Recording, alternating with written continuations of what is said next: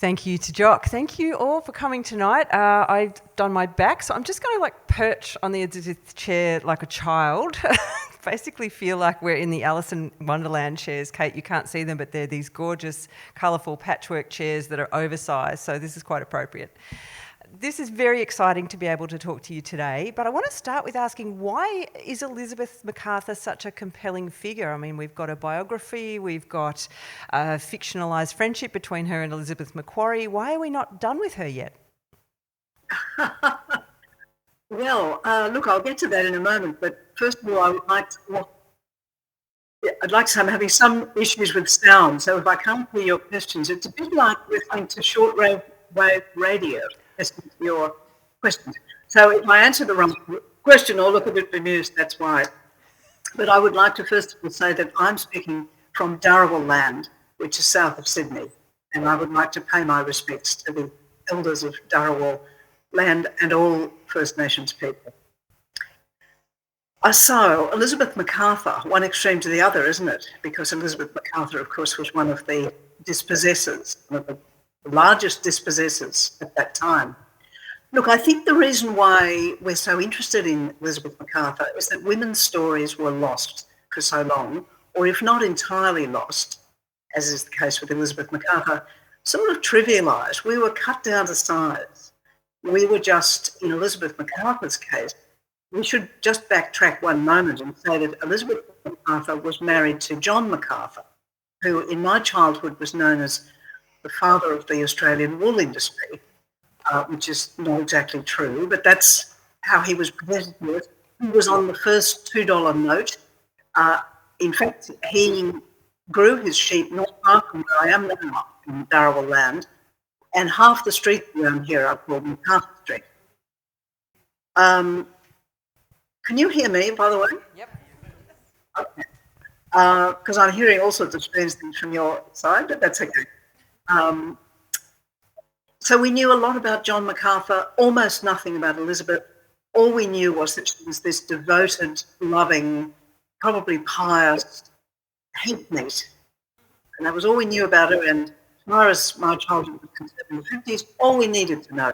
But of course, we are now realising that as men have full fathers who have shaped and given context to their lives, so we also have foremothers, but we don't know much about them. And my books about Elizabeth Macarthur are an attempt to put that right to some extent. So there were some letters, weren't there? I mean, this is posed as a kind of Ern Malley of the 18th century kind of affair, but there were some letters that germinated part of this story. What was it like reading those letters, Kate? Yes, Elizabeth left actually a huge collection of letters, which I've severely edited for the little selection that I've done. I first read her letters sort of meaningfully when I was researching the Secret River, and I was reading about some of the officers who were there at that time. One of whom was William Dawes. Well, he wasn't actually there at Secret River time, but I was doing deep background. And Elizabeth Macarthur wrote about William Dawes, who was the astronomer to the First Fleet. And she had lessons in astronomy from him for a while. And then she found that astronomy is hard, which it is. And she said, I asked for lessons in astronomy, but I mistook my abilities. And I blushed like that. Now, her blushing doesn't sound like a big deal, but in the context of 18th century ladies' letters, blushing is like ripping open your bodice. It's very physical. It says, I have a body, and my body has just done something kind of out of my control, which a blush is. So that's where I got interested. I then went and looked at a lot of her other letters, which were kind of disappointing. I was looking for another few, I was looking for more than a blush, actually. And she was a canny, disciplined, clever woman. And so it's very seldom that she lets the mask of polite, genteel, ladylike behaviour drop in those letters. However, we have filleted out all the bits where her personality shines through. And I think it does. He was a very interesting and very complicated person, I think. Well, you had to be disciplined as a genteel lady then, didn't you? Because it could have such severe material and social repercussions for you if you let your guard down. What was it like trying to build a flesh and blood woman out of these little kind of dainty teacup sipping quotes? Look, basically, when I read the blush letter, I thought, okay, and then I read the other letters. Elizabeth Macarthur came to Sydney in 1790. Now, the whole thing had only been going for 2 years, the settlement in Sydney. Only 2 years. It was a brutal, hungry, savage place. It was a really, really nasty place, full of violence. And her husband was very much part of, not physical violence, but nastiness. Not a word of that, not a hint of it appears in her letters, ever. In all the, 200,000 words of her letters. And yet she cannot have been ignorant of all that. So I had the idea, I thought, oh, okay, she's actually written the fiction. She's constructed this beautiful story about, the new land and the interesting natives, as she calls them, and the various other characters. So I now have the freedom to write the memoir that she probably never did, in which she told the truth about that. So we've got her letters as the fiction and my book as the kind of the real story. And I was struck by when you write her talking about someone in the unimaginable future reading this account and, it being the true account. But is the past a bit unimaginable to us now? I mean, was LP Hartley right? It's a foreign country and they do things differently there. How do you put yourself in that place and time as a writer and hope that you're kind of doing it in some way authentically? Yeah, it's a good question because the short answer is we don't know. Look, the past is a foreign country and they did do things differently there, but they were people like us. And there are many basic things about being a human being which obviously haven't changed. And when we read accounts of their times on men, for example, as part of the research for The Roommate of Lives, I read Boswell's, I think it's called his London Journal, in which he's entirely frank about his sexual this, that and the other and what he feels about people. In other words, he's just like us. He could be writing today. Now, the women did not leave that kind of frank stuff behind because they couldn't. It was too dangerous for them in one way or another. I think they were not that different from us. And this idea that the women of the past were kind of content with being second-class citizens. I mean, you only have to read Jane Austen and realise that every word of that is deeply ironic and furious. There is rage behind Jane Austen's every sentence. And of course she was angry. We would be too. So I think that, I mean, we'll never know, but my guess is that it's kind of okay to learn what we can about the context of the time, the mores, etc. But beyond that, to recognise and give these people the respect that they are human beings, not perhaps that different from us. Well, that's why it's so fascinating when you write about the moment where Elizabeth Veal, as was, finds herself drawn to John Macarthur, even though, she knows from the start that he's an ugly, cold sort of fellow, and it's pretty clear to us too. Why is she drawn to him? Can you expand on that moment for us? Yeah, look, women are often attracted to trouble, aren't they? What? I probably am not the only person here to have been attracted to people who were difficult and clearly a problem, as John Macarthur was clearly a problem. But look, he was a very, very clever man. And like a lot of people who are clever and kind of unscrupulous, he was probably also could be very charismatic when he turned on the charm. And the other thing is that even then he was apparently haughty and arrogant. Now, I think that might be quite interesting to someone who was growing up, as Elizabeth Veal was growing up, in the household of a clergyman, where everything would have been very nice and very polite and very kind of proper. And here was this man, I think I describe him as burning with a fire inside. And as someone who also had a fire burning inside, I think she responded to that.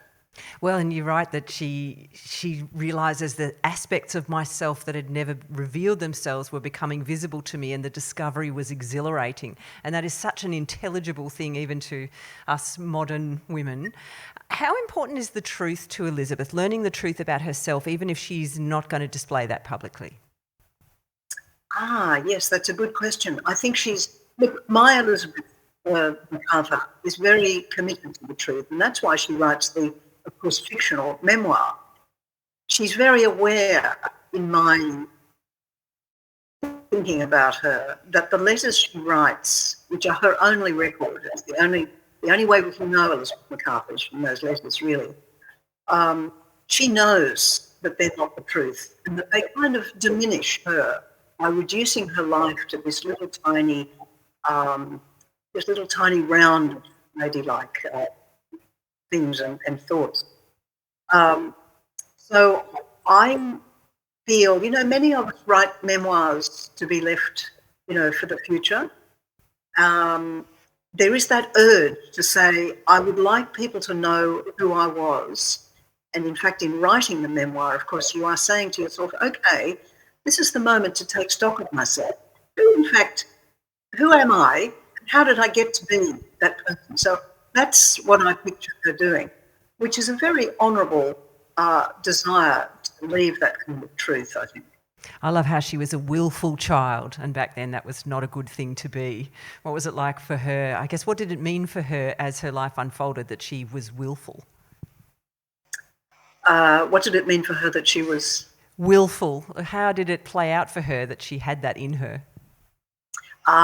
Look, she was a clever girl at a time when to be born female and clever was a disaster. It was a recipe for unhappiness, basically. And we've all known clever kids who are a handful. Not all clever kids are handfuls, and not all handfuls are clever, but they often go together. Those kids who keep saying, but why? But why? And they're not satisfied.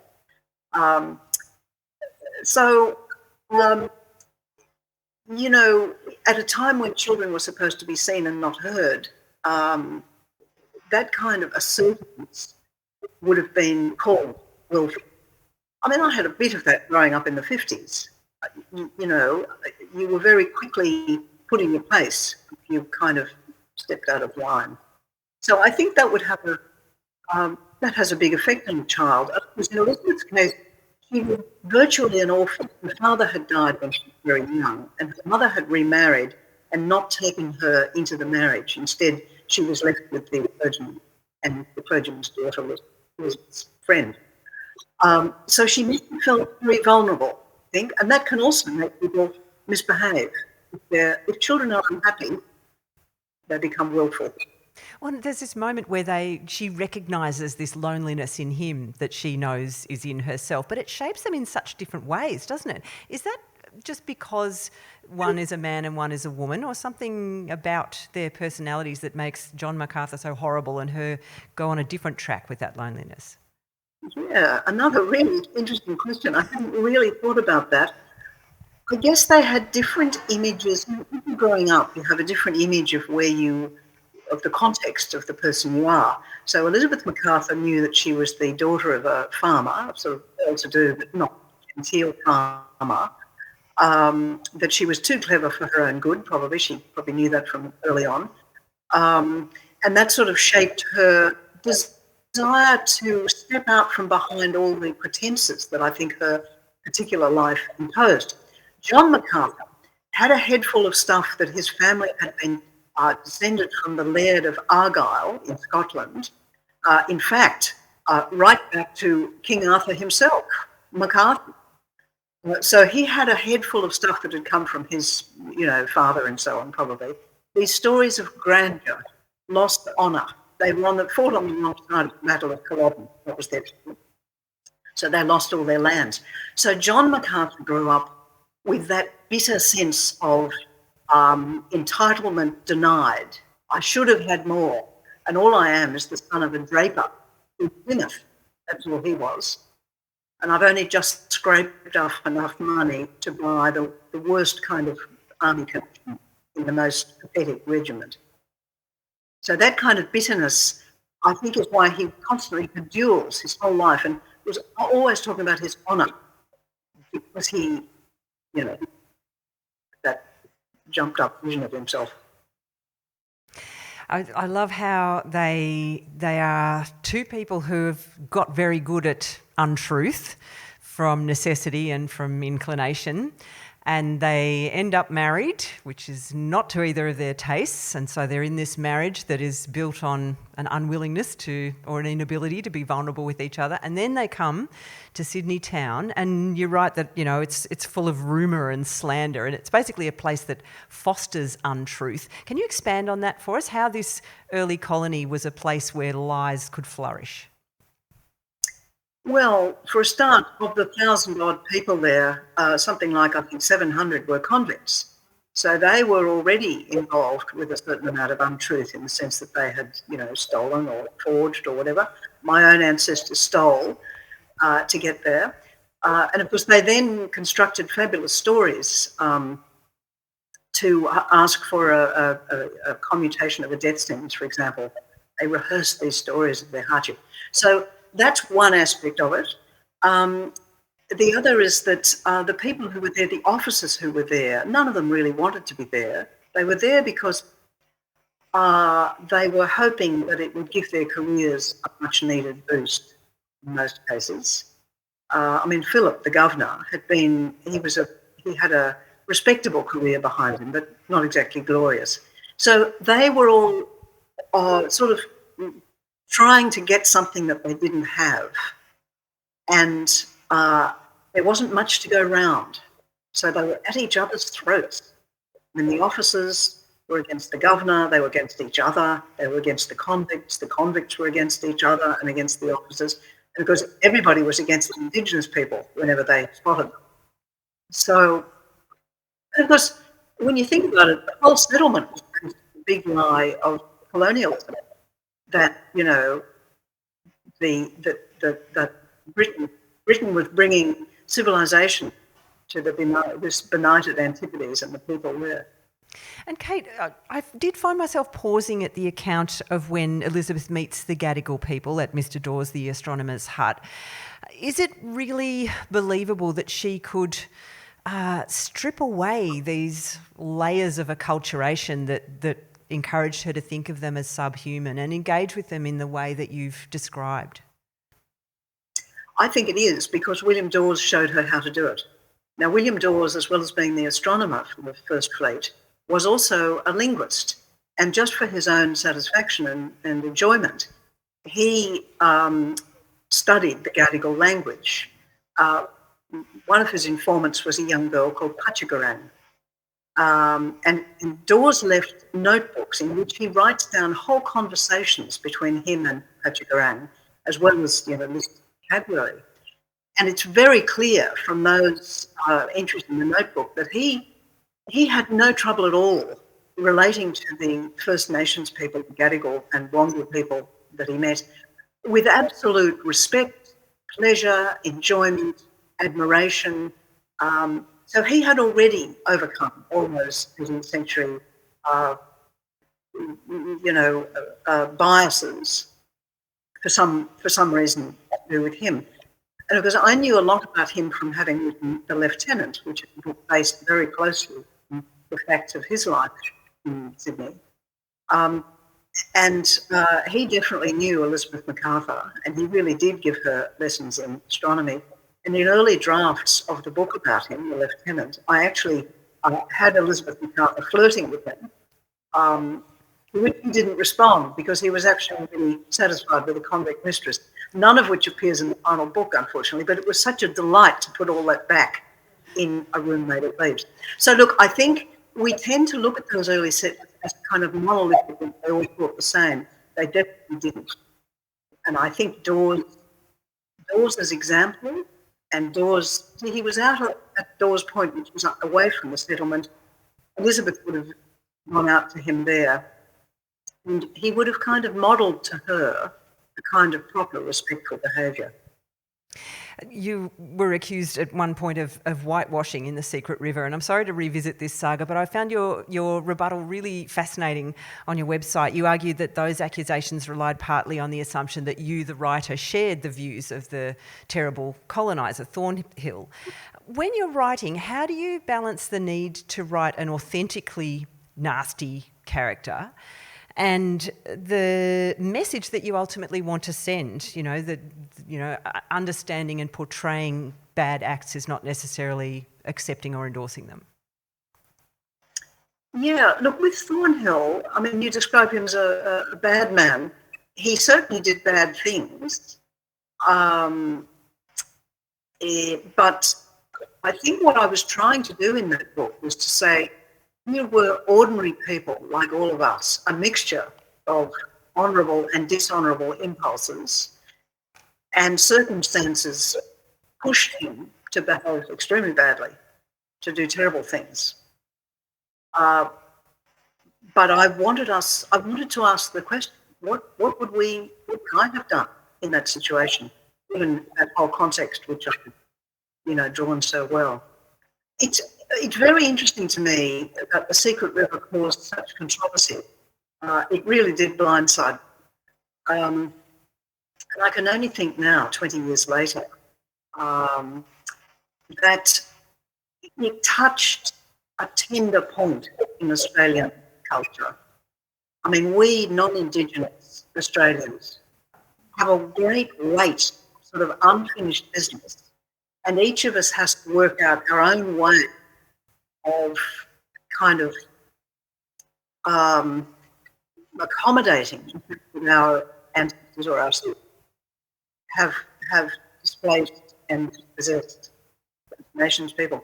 So I think it's like I touched a sore point in the culture, and the actual arguments that were flung against the book are kind of not the point. I think the real point is a much deeper and probably unconscious, in the case of those critics, probably unconscious reluctance to deal with a very, very difficult issue, which is how is it, I mean, how do we be a non-Indigenous person in Australia? It's getting slightly hard to hear you, Kate. We're going to persevere. You're looking a little bit like Max Headroom at the moment, slightly pixelated, but we're going to stick with it. I did wonder, I think that debate was happening at the same time as a debate was kicking off about who gets to write which stories as well. So it probably touched that nerve at the same time, I think. I did wonder whether it is, in your view, getting harder or easier to write compelling, nasty characters, racists or sexist, without being seen to be one yourself as a writer. What's your thoughts on that? Well, I hope not, because the only way we can kind of undo some of the damage of for example, racists is by kind of understanding them. We actually have to understand them in order to do anything about them. And so a writer needs to, I mean, one of the things about fiction is that it can function as a kind of stealth bomber. It can get under the radar. I suspect I'm mixing my metaphors here militarily, but it can get under the radar of people's defences. And so, I mean, you read a book about, for example, the Holocaust, and the moral issue is very simple. We know what side we would like to have been on. We wouldn't have wanted to be, on the side of the exterminators. Very clear moral thing, very comfortable read, nothing challenging there. But when it comes through into the present, well, of course the Holocaust does, but in the case of First Nations things, this is a present which we have to deal with. It's not enough to say it's in the past, it's not. We have to deal with it, and therefore we can't just take that comfortable thing, oh yes, of course, I know which side I would have been on. And so the novelist has a, I was going to say duty, but I don't think we have any duties. But to me, the interesting thing about writing fiction, take the reader into a place where normally they wouldn't be comfortable in order to discover things about themselves and the world by inhabiting that space just for a little while they read the book. As you say, writing is a choice, and there is an argument that non-Indigenous writers should move out of the way and make some space for more Indigenous writers to be able to tell those stories. What are your thoughts on that? Oh, look, I think there's space for all stories, all stories from all shades of the whole spectrum. In the publishing industry in Australia, though, I mean, is a Kate Grenville going to be treated the same way as, say, an emerging First Nations writer when a manuscript lands on the desk? Well, that I can't say. I think at the moment, a First Nations writer, for the first time in 250 years, there is an openness to what they might have to offer, which is fantastic. And yeah, it's so wonderful that now there is that rich depth of people telling stories from my kind of point of view, the descendants of the first colonists, and from the descendants of people who were there then. That's a fabulous enrichment. I'm glad I lived long enough to see that. I did wonder too, Kate, when you're writing, when you're deep in the thick of that process, is some part of you going, I hope this is going to be understood the way I intended, or is it just a kind of overwhelming immersion in other things to do with writing? Look, I try very hard when I'm writing not to think about how it will be received. I think that would be, well, I mean, I have done it in the past. When I find myself doing that, I realise that the writing has died on the page because I've become cautious. And caution might let you off the hook for being criticised, but it probably won't make for terribly interesting, dynamic, energetic, truthful writing. So I try very hard to, Stephen King says, write the first draft with the door closed.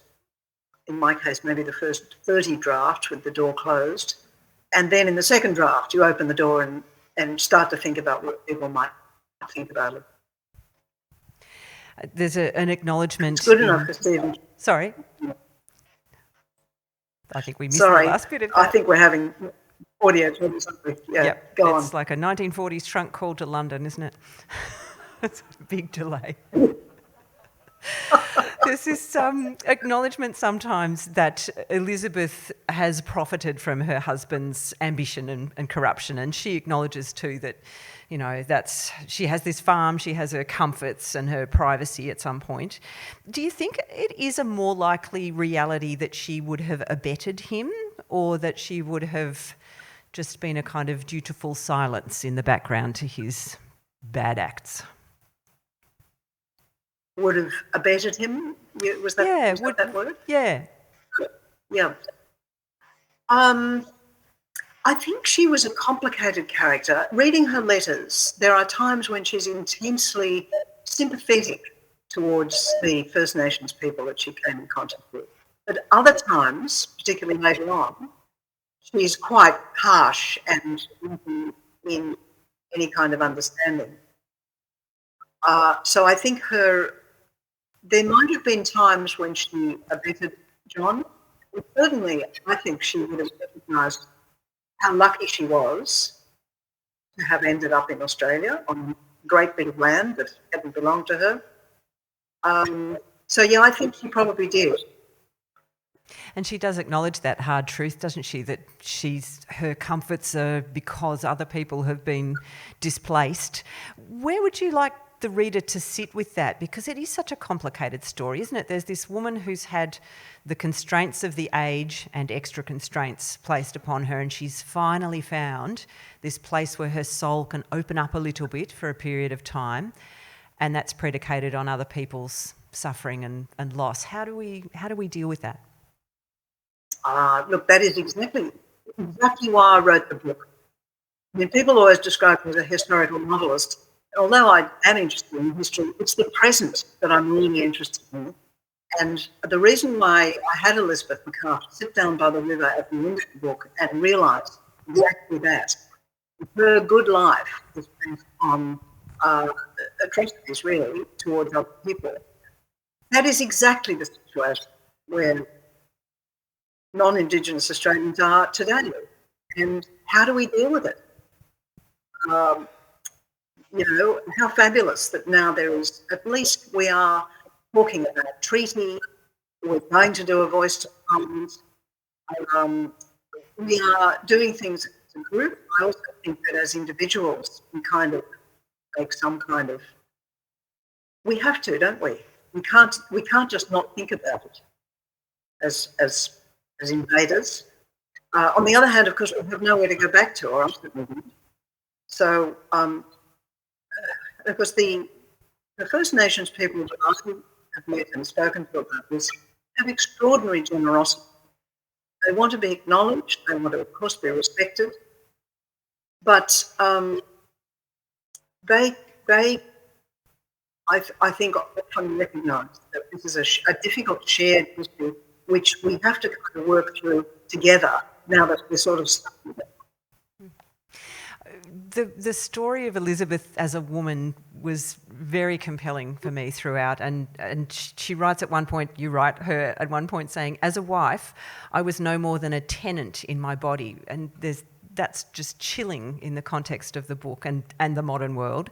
And yet she has this obstinate nub of something in myself that gave me the right to be the person that I was. How on earth did she maintain that? I mean, she's got this husband who has no compunction about assailing her every night, regardless of her wishes. You know, she is a cipher to him. How does she hold on to that sense of self? Well, I think that's the challenge that women throughout history have had to deal with, and we still do to some extent, even in our privileged, part of the world. But it is, human resilience is extraordinary. I mean, we don't understand. If we understood it, we would all be resilient. But some people go under, and some people cling to that little nub of.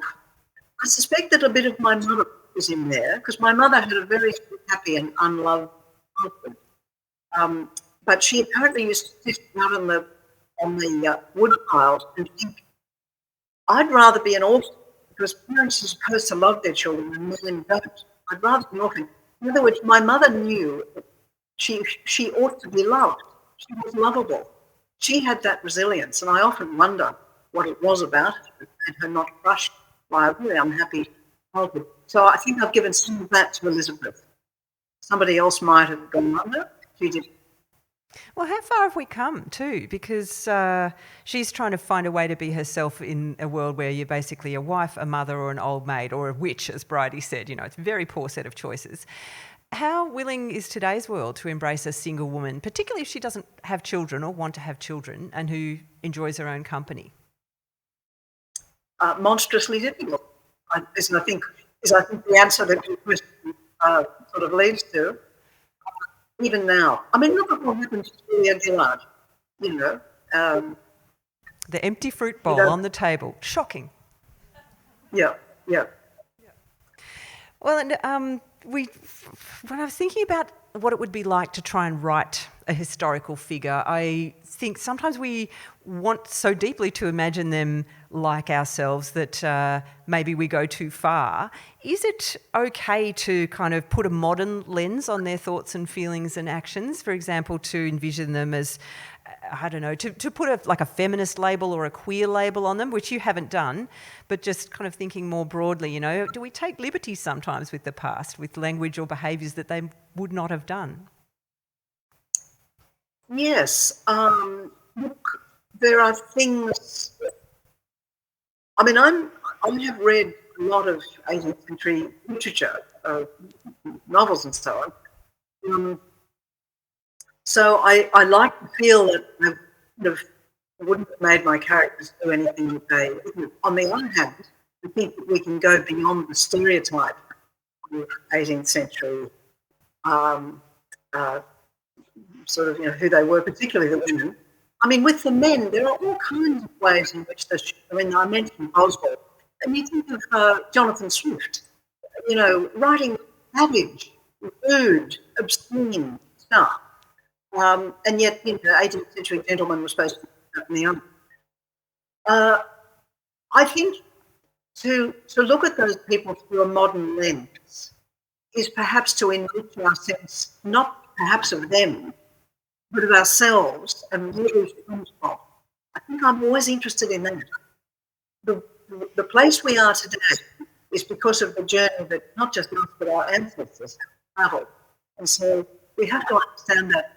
And if looking at it through a modern lens, even perhaps an optimistic one, if that kind of opens stuff up rather than closing it down, then that can't be bad. And I mean, you've done a truckload of research for your various books about early colonial Australia. Does that make modern Australia more intelligible to you in any way, Kate? Oh, in every way, yes.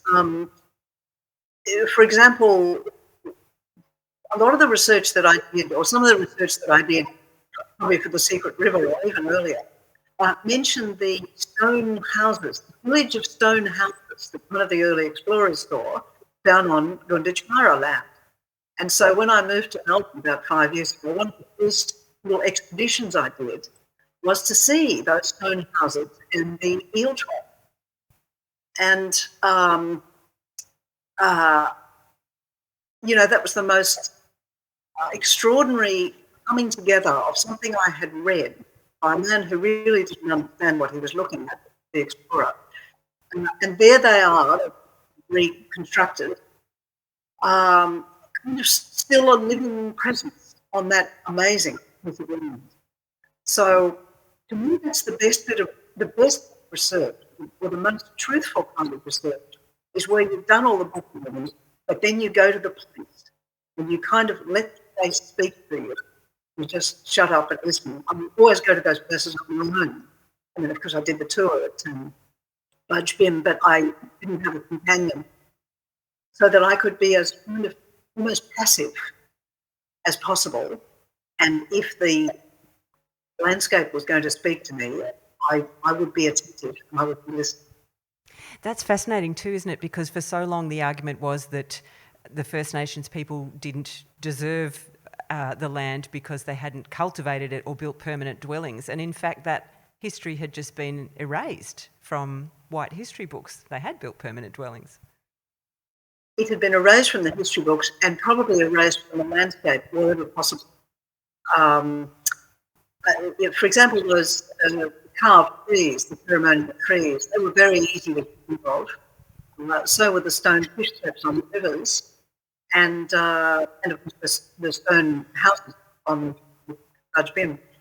So yeah, we did our best to erase it in every way possible. And so one of the things we can do now is to try and recover some of that, which you know about that are doing fabulously, including people like Bruce Castor and his mate Bill Garage. Yep, and I was thinking about what we were talking about before, about how we deal with our place in an Indigenous land as non-Indigenous people, and it can take a material form. It can take the form of buying the books of Indigenous writers and making that a paying the rent process too, can't it? I'm thinking possibly that you might have questions for Kate as well, so I might save a bit of time, 5 minutes or so at the end. If anyone's got a question, pop your hand up in a minute or two. I'll put a call out and we'll see if we can grab you down here at the microphone. Kate, was this a frustrating process? Is it frustrating writing about the very long dead? Oh, no, it's frustrating not being with you in person. No,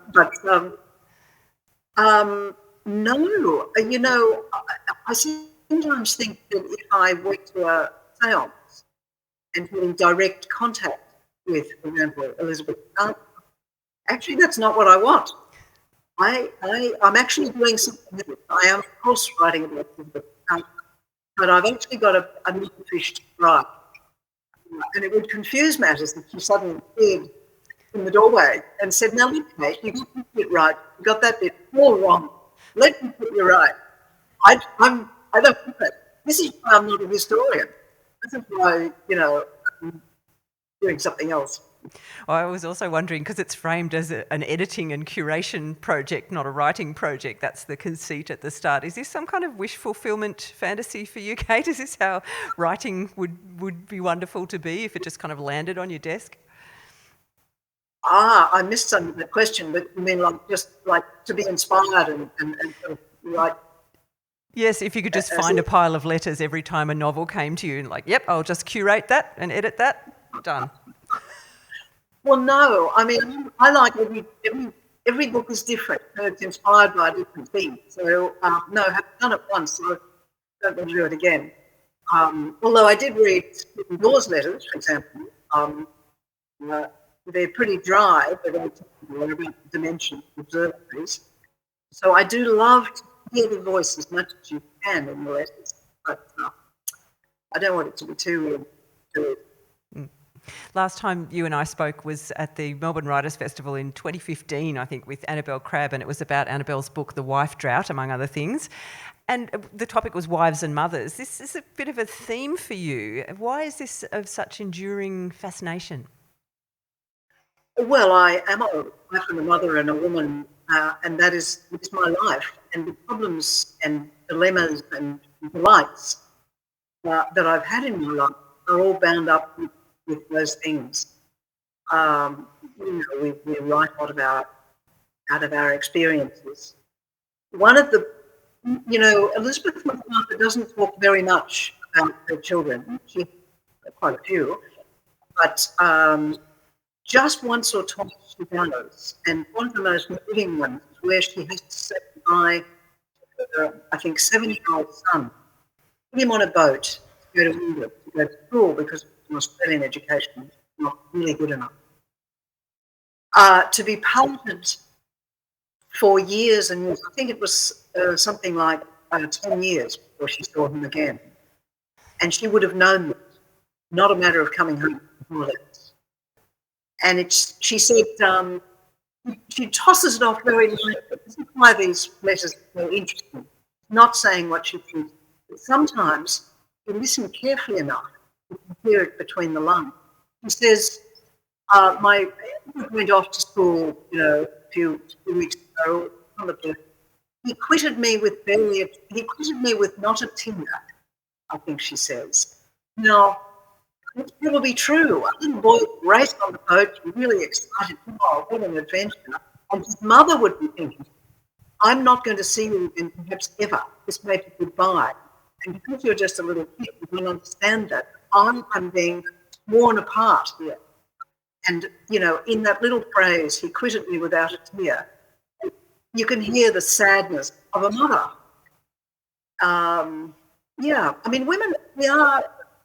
Men in the past have been deprived, I think, and I feel for them. They've often not been able to spend much time with their children and have that kind of rich complexity of feelings and knowledge that brings.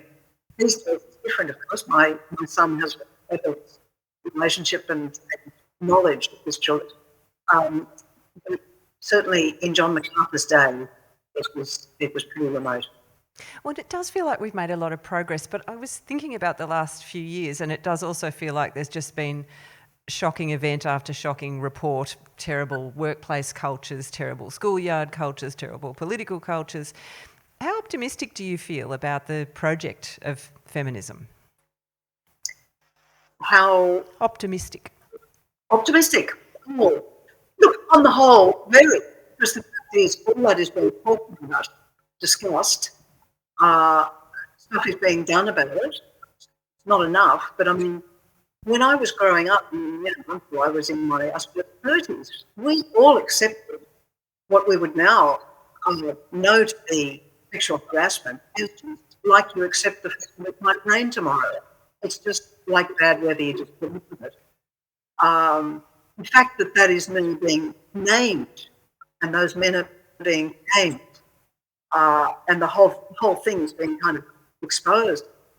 That makes me very optimistic. It's true, it's often pushed forward and one step back. I mean, the whole business in America of Roe v. Wade is beyond appalling. But we just have to hope that that's an aberration, I think, and hope that women are. And of course, women now have friends from the opposite sex. And I think for many, many centuries, we haven't had, on very rare occasions. But many men are now with us. We're now together. So, I'm pretty optimistic. And young people are very active and noisy, and I love that. That's hopeful too. Anybody Absolutely. want to ask Kate a question? I'm willing to share this microphone with you in a COVID-safe way. But you will have to come down here because I'm not coming up there. Have a think for another minute because I've got another question or two I want to ask Kate. I realised that this book came into the world just as the pandemic was really taking off, and the themes of isolation and loneliness and the truth of our inner selves really resonated, I think. Do you think the pandemic has changed the way we read and the way we see each other? Yes, in all sorts of ways. One of the things I did not long after the book came out, which was mid-2020, was write a piece for The Engine in which I did a straw poll of my friends to find out what they were reading in pandemic, in lockdown, basically.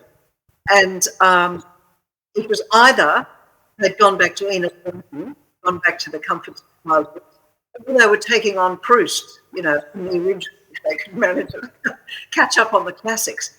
There was a sense that we had been given some bonus time to, read all that hard stuff if we wanted to. But at the same time, we were children who needed to be comforted.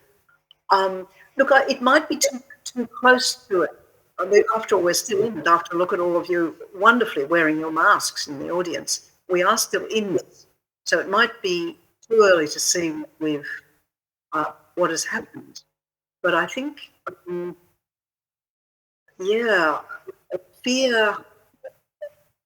and our knowledge of our vulnerability is probably a terrific kind of starting point to do some interesting reading in stuff that perhaps isn't even Blyton, stuff that might be a bit challenging. I oscillated between my YA classics that were very comforting and my Jane Austen omnibus. It was like a warm, ironic, sharp blanket.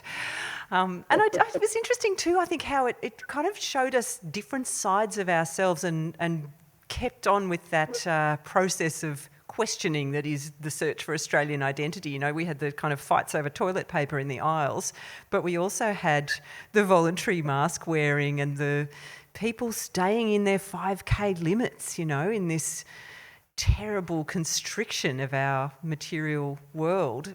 What do you feel came out of the lockdowns for you about Australia? I felt, on the whole, positive.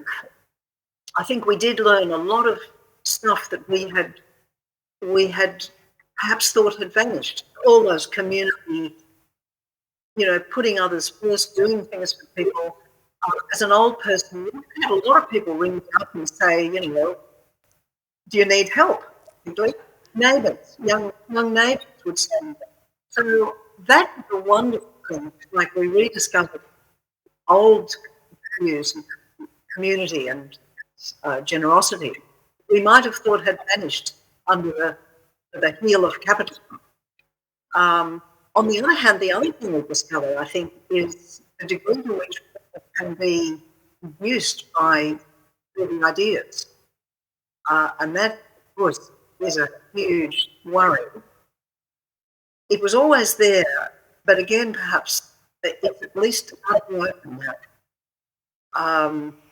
So that there, I think, real discoveries, because that one, as well as, people being anti-vaxxers, it has political implications. There's a thing about, the book I'm trying to write at the moment is something about how we make up our minds about things and the extent to which, having made up our mind what we think about something, we will not change it, no matter what the evidence. And I think that's where we are politically and culturally. It's an unhappiness with uncertainty. We're very uncomfortable not knowing things for sure. And I think the pandemic, with all its uncertainties, amplified that. What do you think your Elizabeth would think of today's Australia if she were here? I think she'd love it. She would love it. Well, for a start, she could stick off all that clobber, wear proper clothes. You could also do what we want to do, which is to be the CEO of a big company, and also have the children around her. So I think she would love it. And I think that she was clever and honest enough to know that she would come to terms, as we were talking about, with what it means to be a white Australian. What we do with that, very uncomfortable fact. So yeah, I think she would throw herself into it. I can see her on the broom every night, being interesting, informed, and pretty. Excellent. I'll put that to management when I get back to work. If anyone's got a question, now's your moment. Yep, yeah, come down. Yes, yep. That way everyone can hear you. We've got one brave soul, Kate. We'll have to be kind to her. Great. Always ask me the first. Well done. Hi, Kate. Hi, you're looking fabulous. Hello. Good on you for asking Kate, the question. this is a fairly light question, but you've got such an amazing back catalogue of novels and works and short stories. You're kind of the Rolling Stones of Australian literature. And Kate, I just wanted to know, what is the most favourite thing that you've most enjoyed writing out of all your wonderful books?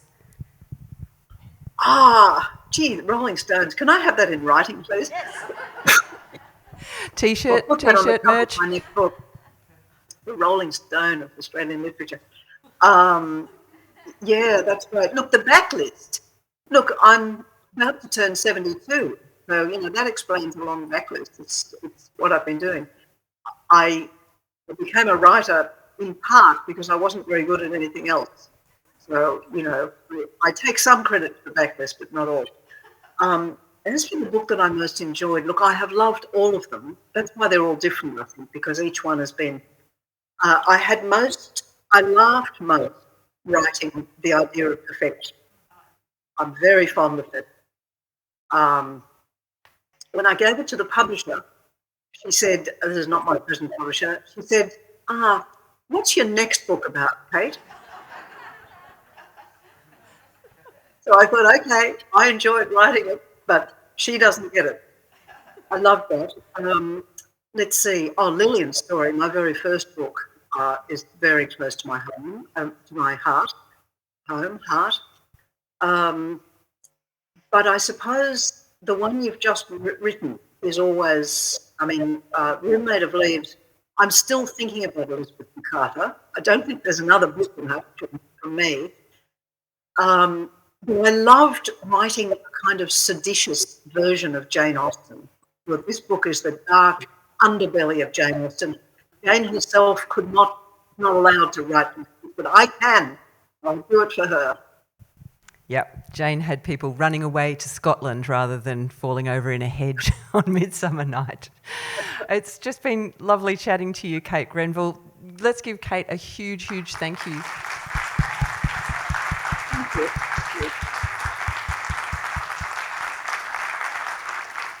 It's lovely to be here, and I'm very sorry not to be here in person. If I'd known so many of you were going to wear masks, I might have changed my mind. But anyway. Well, and thank you for putting up with the technical hitches, which are part and parcel of any literary festival worth its salt. And we're really pleased you could be with us for the opening night. Thank you. Thank you. Thank you.